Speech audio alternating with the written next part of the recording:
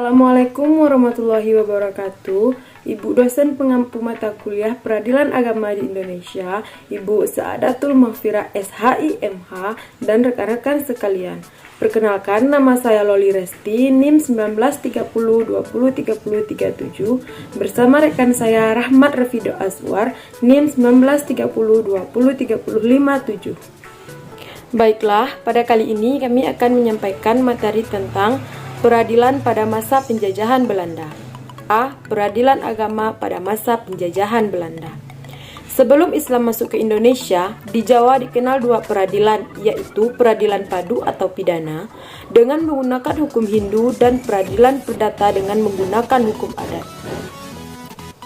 Sejak tahun 1800, pemerintah Hindia Belanda telah secara tegas mengakui bahwa undang-undang Islam atau hukum Islam berlaku bagi orang Indonesia yang beragama Islam.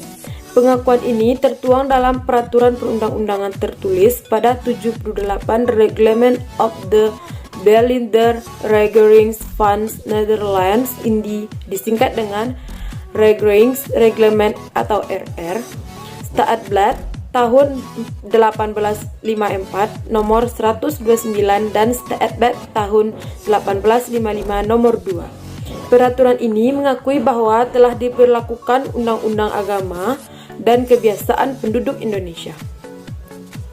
Pasal 78 RR 1854 berbunyi, dalam hal terjadi perkara perdata antara sesama orang Indonesia asli atau dengan orang dipersamakan dengan mereka, maka mereka tunduk pada keputusan hakim agama atau kepada masyarakat mereka menurut undang-undang agama atau ketentuan-ketentuan lama mereka. Pada periode tahun 1882 sampai dengan 1937, secara yuridis formal, peradilan agama sebagai suatu badan peradilan yang terkait dalam sistem kenegaraan untuk pertama kali lahir di Indonesia, Jawa, dan Madura. Pada tanggal 1 Agustus 1882, kelahiran ini berdasarkan suatu keputusan Raja Belanda, yakni Raja William III, tanggal 19 Januari 1882, nomor 24 yang dimuat dalam Staatblad 1882 nomor 152. Badan peradilan ini bernama Pleiisdelen yang kemudian lazim disebut dengan Rapat Agama atau Raat Agama, dan terakhir dengan Pengadilan Agama. Keputusan Raja Belanda ini dinyatakan berlaku mulai tanggal 1 Agustus 1882 yang dimuat dalam Staatblad 182 nomor 153, sehingga dengan demikian dapatlah dikatakan tanggal kelahiran Badan Peradilan Agama di Indonesia adalah 1 Agustus 1882. Pada tahun 1937 dengan nomor 116 dan 610, pemerintahan Belanda membentuk pengadilan di Kalimantan Selatan dan Timur dengan sebutan Mahkamah Syariah yang berwenang mengadili perkara perkawinan dan kewarisan. B. Peradilan masa sebelum kemerdekaan. Setelah proklamasi kemerdekaan Indonesia, sebuah departemen yang menangani masalah keagamaan dibentuk, tepatnya tanggal 3 Januari 1946. Semua urusan serta pengawasan peradilan agama dipindahkan dari materi urusan agama. Pemindahan ini tidak hanya mempertegas identitas peradilan agama, tapi juga memperluas jurang antara peradilan umum dan peradilan agama. Di lain pihak, pemerintah merasa perlu untuk mempunyai ketentuan pencatatan nikah, talak, dan rujuk. Karena itu dikeluarkan Undang-Undang Nomor 22 Tahun 1946 untuk sementara. Undang-undang itu hanya berlaku untuk wilayah Jawa dan Madura. Sementara itu, sejak 1 Agustus 1946 di luar Jawa dan Madura berdiri peradilan agama dengan nama Mahkamah Syariah yang berwenang mengenai masalah kewarisan dan wakaf. Tahun 1947 keluar penetapan Menteri Agama nomor 6 yang berisi penetapan formasi pengadilan agama terpisah dari penghulu kabupaten.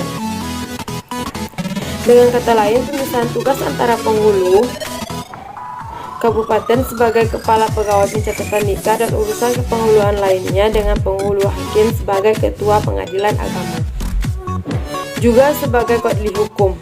Pada saat agresi militer Belanda Juni 1948 disusun Undang-Undang Nomor 19 Tahun 1944. Yang penting dari undang-undang ini adalah hanya mengenai 3 lingkungan peradilan, yaitu peradilan umum, tata usaha negara, dan militer.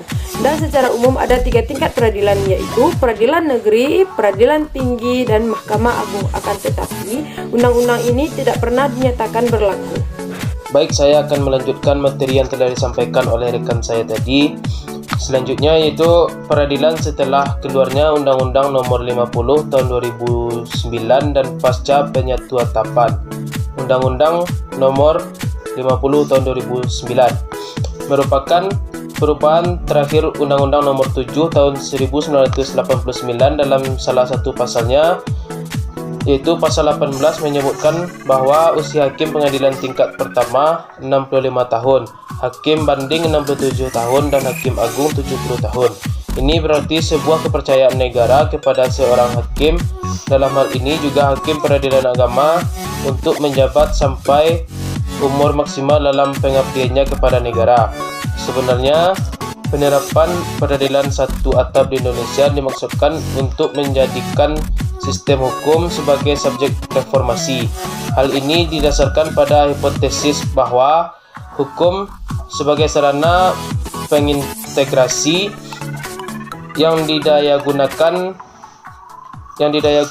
sebagai alat untuk mempercepat evolusi, berupa transisi dari tertib hukum yang bernuansa represif dan otoriter ke arah kehidupan masyarakat yang demokratif responsif, tanpa embel-embel yang penuh dengan nuansa akrobatik politik seperti istilah demokrasi terpimpin atau demokrasi Pancasila. Demokrasi Indonesia periode Orde Baru tahun 1965 sampai 1998. Era baru dalam penerimaan pemerintahan dimulai setelah melalui masa transisi yang singkat, yaitu antara 1966 sampai 1968. Ketika Jenderal Soeharto dipilih menjadi Presiden Republik Indonesia, era pemerintahan pada masa Soeharto dikenal sebagai Orde Baru dengan konsep demokrasi Pancasila. Visi utama pemerintahan Orde Baru ini adalah untuk melaksanakan Pancasila dan Undang-Undang 1945 secara murni dan konsekuen dalam setiap aspek kehidupan masyarakat Indonesia. Dengan visi tersebut, Orde Baru memberikan harapan bagi rakyat Indonesia, terutama yang berkaitan dengan perubahan-perubahan politik. Perubahan politik dari bersifat otoriter pada masa demokrasi terpimpin di bawah Presiden Soekarno menjadi lebih demokratis pada Orde Baru. Rakyat percaya terhadap pemerintahan Orde Baru di bawah pimpinan Presiden Soeharto atas dasar beberapa hal, yaitu yang pertama, Soeharto sebagai tokoh utama Orde Baru dipandang sebagai sosok pemimpin yang mampu mengeluarkan bangsa Indonesia dari keterpurukan. Yang kedua, Soeharto berhasil membubarkan Partai Komunis Indonesia atau PKI yang menjadi musuh Indonesia pada masa ini. Yang ketiga, Soeharto berhasil menciptakan stabilitas keamanan Indonesia pasca pemberontakan PKI dalam waktu relatif singkat. Tetapi harapan rakyat tersebut tidak sepenuhnya terwujud karena sebenarnya tidak ada perubahan substantif dari kehidupan politik Indonesia antara Orde Baru dan Orde Lama. Sebenarnya sama-sama otoriter. Dalam perjalanan politik pemerintahan Orde Baru, kekuasaan presiden merupakan pusat dari seluruh proses politik di Indonesia. Lembaga kepresidenan adalah pengontrol utama lembaga negara lain yang bersifat suprastruktur maupun infrastruktur. Soeharto mempunyai sejumlah legalitas yang tidak dimiliki oleh siapapun, seperti pengemban supersemar, mandataris MPR, Bapak Pembangun, dan Panglima Tertinggi ABRI. Berdasarkan kondisi tersebut, pelaksanaan demokrasi Pancasila masih jauh dari harapan. Pelaksanaan nilai-nilai Pancasila secara murni dan konsekuen hanya dijadikan alat politik penguasa. Kenyataan yang terjadi, pelaksanaan demokrasi Pancasila yang sama dengan kediktatoran. Sekian materi dari kelompok 3 Kami dari kelompok 3, Ramal Fedu Azwar dan Loli Resti mohon undur diri. Jika ada salah mohon dimaafkan. Wabillahi taufiq wal hidayah. Assalamualaikum warahmatullahi wabarakatuh.